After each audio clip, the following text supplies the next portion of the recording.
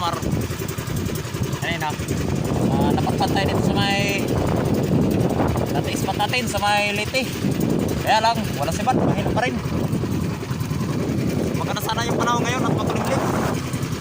Kaya lang, wala, mahina. So, bawil na tayo bukas. Muna kaya sunod ng mga araw. So, yun, update na tayo ko sa huli natin ngayon maghapon ko. Launa na ng hapon. Ay, nako.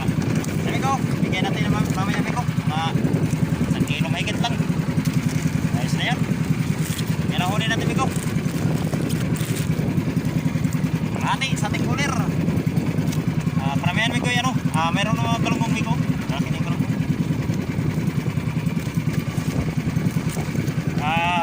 Yun, dati, gaya pa rin ang dati. Sanay batang. So, tsaka sanay ginto.